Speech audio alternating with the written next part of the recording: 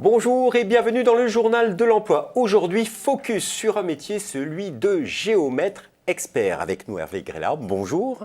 Bonjour. Vous êtes directeur général de l'Ordre des géomètres experts. Alors, un ordre, ça veut dire que c'est une profession réglementée. Expliquez-nous. Oui, tout à fait. C'est une profession réglementée puisque la profession de géomètre expert dispose d'un monopole qui est celui de définir et de dire la propriété. Donc pour exercer la profession, il faut être inscrit à l'ordre et la mission de l'ordre, elle est double. D'abord, de s'assurer que les professionnels qui exercent aient bien la formation adéquate pour protéger le droit de propriété, puisque c'est un droit constitutionnel. Et ensuite, on contrôle la qualité des prestations délivrées par nos membres, de manière à ce que les consommateurs soient garantis d'un haut niveau de prestations. Expliquez-nous ce que fait un géomètre et ce que fait un géomètre expert. Alors, il y a une filière qui est la filière de géomètre, géomètre topographe, géomètre expert. Alors, les géomètres topographes ou les techniciens topographes travaillent dans les cabinets de géomètres experts. Souvent, vous les voyez en bordure de chantier avec leurs appareils, ils prennent des mesures, ou sur les chantiers à l'intérieur des copropriétés pour faire des relevés de surface. Et ensuite, vous avez les géomètres experts qui viennent, eux, faire de la conception et de l'expertise et exploiter, qualifier toute la donnée qui a été récoltée par leurs techniciens.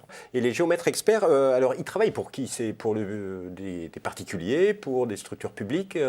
Expliquez-nous. Alors la clientèle se divise en trois tiers. Un tiers de nos clients sont des particuliers, des privés. Un tiers de nos clients sont des personnes publiques, collectivités, États.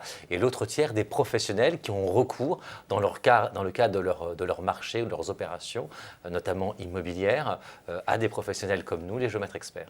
Alors, faites-nous découvrir ce métier. Alors, c'est un métier très varié. D'abord, il faut dire que c'est un métier qui est rattaché au cadre de vie et à l'aménagement des territoires.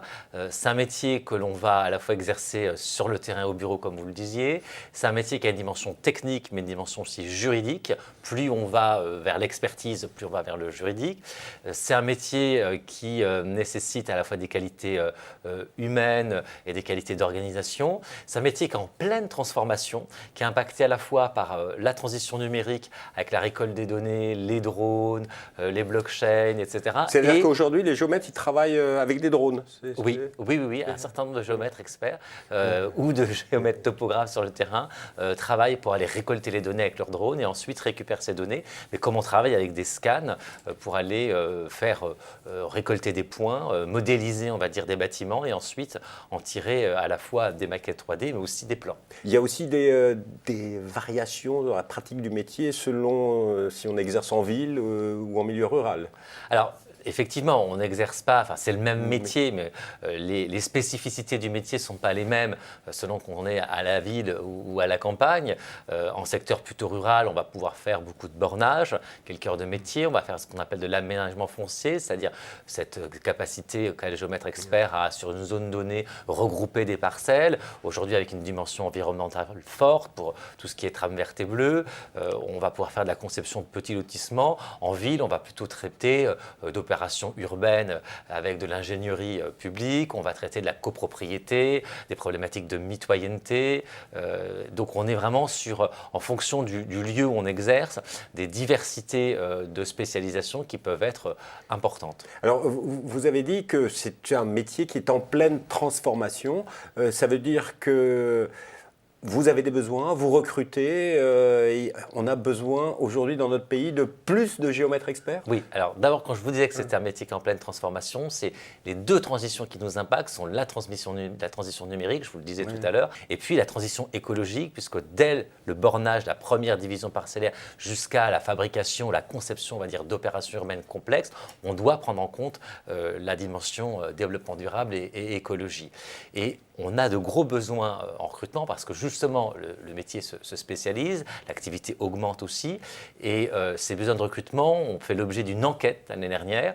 80% des cabinets nous disaient être dans l'intention de recruter un technicien. Dans ces 80% de cabinets, un tiers souhaitait recruter au moins 2 techniciens. Ah oui, donc vraiment, il y a une vraie forte demande. Et sur le niveau ingénieur, donc pour exercer la profession de géomètre expert, 90% des cabinets souhaitaient recruter un ingénieur Et parmi ces 80%, 10% souhaitaient recruter au moins 2 ingénieurs. Ah oui, donc on a vraiment un volume là d'emploi important pour voir, que ce soit au niveau technicien ou ingénieur. Mais alors, comment devient-on géomètre expert? Il y a 2 types de formations. Il y a la formation, on va dire longue, qui est soit le passage par une école d'ingénieurs classique, 3 écoles d'ingénieurs qui forment au métier, que sont l'ESGT au Mans, l'ESTP à Cachan et l'INSA à Strasbourg. Et vous faites 2 années de stage et ensuite vous pouvez vous inscrire à l'ordre des géomètres experts. Soit vous êtes titulaire d'un master dans le domaine de l'architecture, du paysage, de l'environnement, de la géomatique, ou ingénieur généraliste, et vous faites aussi 2 années de stage et vous intégrez la géomètre par la voie, ce qu'on appelle du DPLG, du diplôme délivré par le gouvernement. Pour des étudiants qui nous écoutent, est-ce qu'ils peuvent s'adresser à l'ordre pour avoir plus d'informations sur cette pratique? Oui, alors de toute façon, globalement, les diplômés Bac+5 qui veulent devenir géomètre expert et qui n'ont pas suivi la voie des 3 écoles d'ingénieurs dont on parlait tout à l'heure, sollicitent l'ordre. On dépose un dossier auprès du siège à Paris, dossier qui est examiné par cette commission. Cette commission se prononce sur un certain nombre d'unités de formation. Il y a 6 unités de formation totales et en fonction du parcours, on peut moduler. Et ensuite, ce géomètre expert stagiaire doit trouver un maître de stage, fait son stage, suit ses formations, obtient son DPLG et peut s'inscrire. Donc finalement, la profession est assez ouverte sur des profils d'étudiants en Bac+5 qui sont issus en dehors de on va dire de la filière topographique ou géomètre topographe au sens large. Donc on a bien compris, les géomètres experts vous attendent.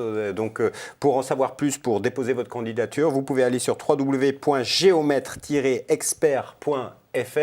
Un petit message pour en savoir plus, pour attirer d'autres jeunes, ce serait quoi? Je crois que le seul message que je pourrais tirer, c'est que c'est une profession qui, par son attache à la terre et par le fait que c'est une profession qui est très attachée au cadre de vie, fait que c'est un métier extrêmement varié, extrêmement divers, avec une dimension humaine très forte.